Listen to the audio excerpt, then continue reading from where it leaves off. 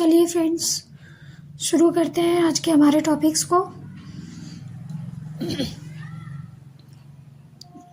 तो आज का हमारा टॉपिक होने वाला है पैरासिटिक अडेप्टेशन इन एस्केरियासिस और बुचेरेरिया।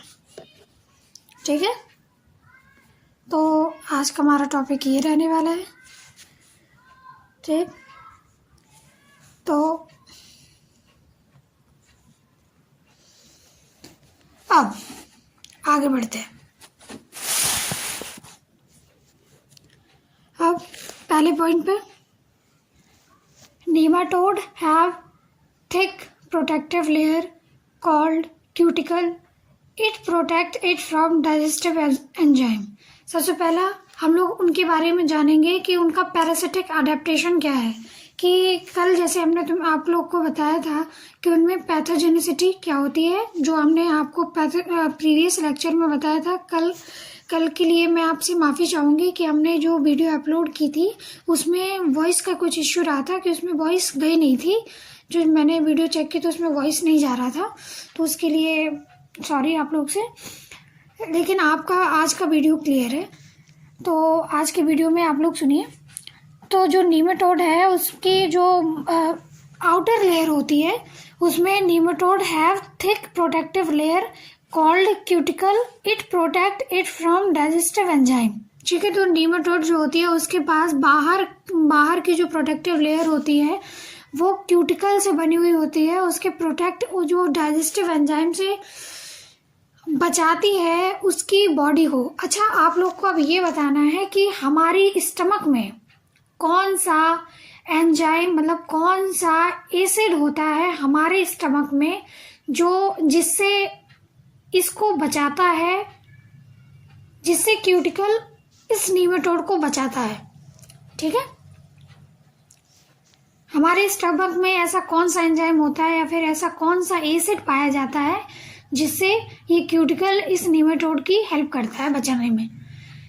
ठीक, अब नेक्स्ट पॉइंट है इसका कि ये जो बॉडी है, body is cylindrical and smooth helping it to move in host small intestine. इसकी बॉडी जो है वो सिलेंड्रिकल होती है, चूंकि सिलेंडर होती है इसलिए उसकी हेल्प करती है मूव करने में स्मॉल इंटेस्टाइन में। ठीक है, तो अब है नेक्स्ट पॉइंट, ये वाला point, third point. They have complex digestive tract.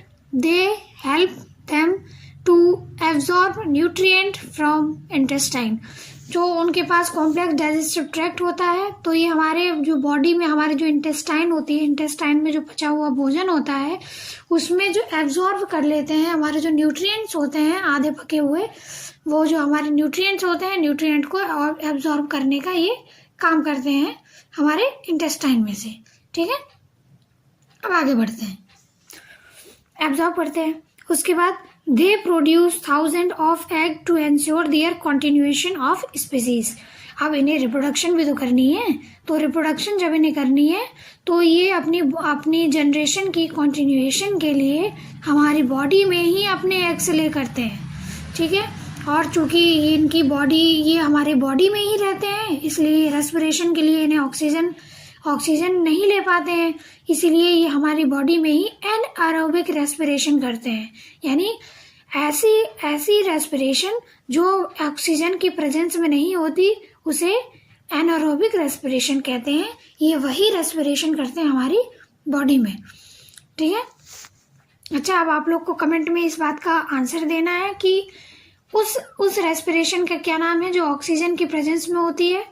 ठीक है, तो अब नेक्स्ट पॉइंट है, नेक्स्ट पॉइंट पे बढ़ते हैं।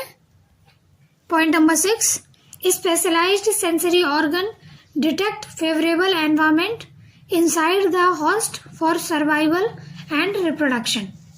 ठीक, फिर अब है लाइफ साइकिल एंड एस्केरियासिस। अभी तो ये पूरा पैरासिटिक एडेप्टेशन हो गया एस्केरियासिस का, जिससे ये हमारी बॉडी में सर्वाइव कर पाते हैं और अपनी लाइफ साइकिल को और अपनी पूरी स्पीशीज को, स्पेशिएशन को और अपनी प्रोजेनी को, अपनी जो आने वाली प्रोजेनीज को कंटिन्यूएशन कर पाते हैं।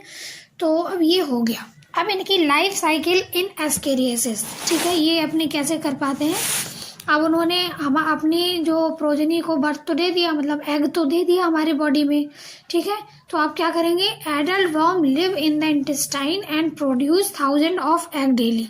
अब ये 1000 ऑफ एग डेली प्रोड्यूस करते हैं, ठीक है, हमारे बॉडी में 1000 ऑफ एग डेली इन्होंने प्रोड्यूस किए। अब हमारे फीसेस के थ्रू इनके एग बाहर निकलेंगे। अब इनके egg daily and become infected after 2-3 weeks in the soil. अब 2-3 वीक्स में ही ये इन्फेक्ट करने लायक हो जाते हैं, इनके एग्स जो है वो हैचेस आउट हो जाते हैं बॉडी से बाहर।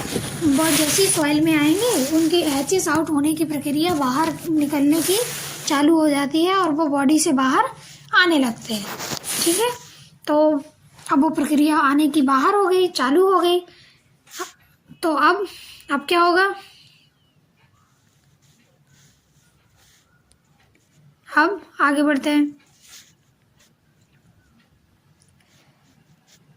अब नेक्स्ट पॉइंट अब होगा, human get infected by ingesting contaminated food और वाटर कंटेनिंग एम्ब्रियोनेटेड एग, ठीक है।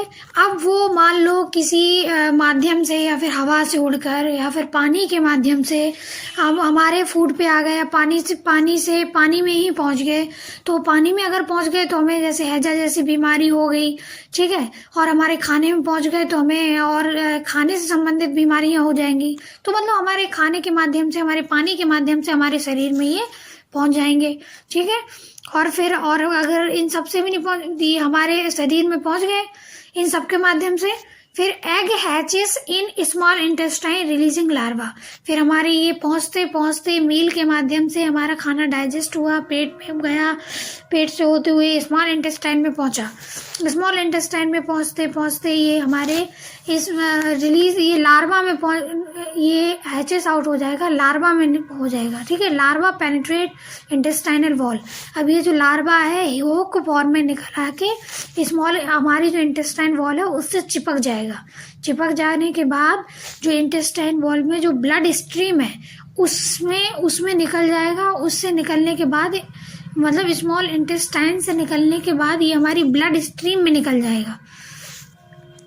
ब्लड स्ट्रीम में जाने के बाद ये हमारे लंग्स में पहुंच जाएगा।